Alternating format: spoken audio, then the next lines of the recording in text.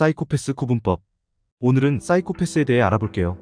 반사회적 인격장애는 사실 잘 알려지진 않았지만 학계에선 인류의 100명 중 1명이 사이코패스라고 봅니다.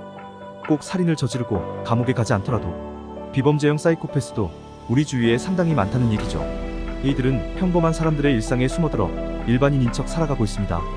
사이코패스를 한마디로 정의하자면 타인에게 감정을 이입하는 능력이 없는 인간을 말합니다. 이들은 웃는 얼굴과 화난 얼굴 중 불쾌한 표정을 고르라고 하면 웃는 얼굴을 고릅니다. 구분을 못하는 것이죠. 문제는 치료가 가능한 질병이 아니기 때문에 병으로 분류하기 곤란하다는 겁니다. 겉으로는 멀쩡해 보이는 데다 오히려 평범한 가정을 꾸리고 평범한 인생을 살아가는 경우도 많죠.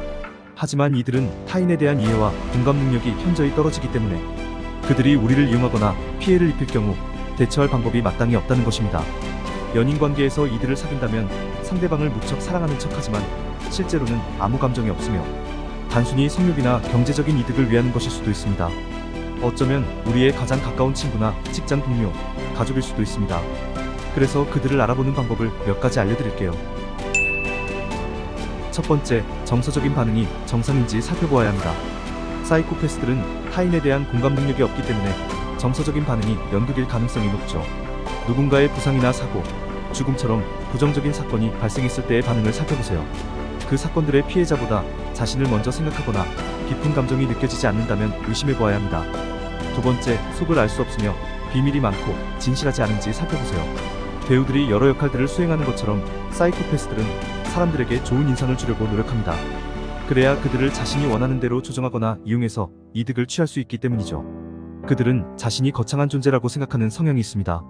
때문에 자신에게 도움이 되지 않거나 지위가 낮은 사람들을 무참하게 짓밟고 외면하곤 하죠.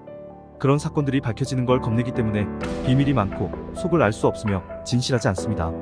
세 번째, 미성년자 때 범죄 기록이 있는지 살펴봅니다. 전문가들은 반사회적 인격장애가 있는 사람들의 공통적인 특징으로 어릴 때 범죄 기록을 꼽습니다. 친구들을 괴롭혔거나 학폭사건의 가해자였고 타인에게 공격적인 행동을 보이곤 하죠.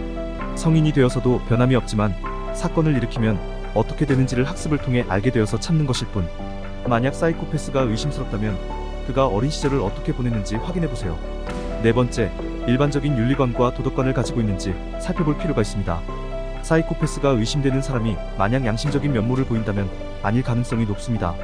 사이코패스는 도덕적인 것과 거리가 멀며 누군가 상처받는 것에 개의치 않습니다. 다른 친구의 애인을 빼앗으려 하거나 자신의 목적을 이루기 위해 가족들에게 희생을 강요한다면 의심해보세요. 다섯 번째, 병적인 허언 증상이 있는지 알아보세요. 사이코패스는 온갖 종류의 거짓말을 잘합니다. 상대방을 기분 좋게 하는 거짓말부터 상대방을 이용하기 위해 이야기를 꾸며내는 건 기본이죠. 이들은 기본적으로 거의 대부분 거짓말을 하고 거짓말이 들통났을 때도 전혀 수치심을 느끼지 않습니다. 거짓말이 들통났을 때 죄책감이나 수치심을 느끼지 않고 오히려 다른 거짓말을 하며 차분하다면 의심해보세요. 이 외에도 사람을 사귈 때 길게 사귀지 못하거나 잘 알지도 못하는 사람에게 동정심을 사려고 하거나 항상 문제를 일으키고자 하는 성향이 있거나 잘못했는데도 자신의 실수와 착오를 인정하지 않는 경우 이들이 일반인들 뒤에 숨어있는 사이코패스일 가능성이 높습니다. 해결 방법은 하나뿐입니다. 그들이 현재 자신과 아무리 가까운 사이라도 단칼에 끊어내세요. 어차피 그들은 당신을 도구나 부속통증으로 생각하니 미안해할 필요는 없습니다. 구독과 좋아요 부탁드려요. 시청해주셔서 감사합니다.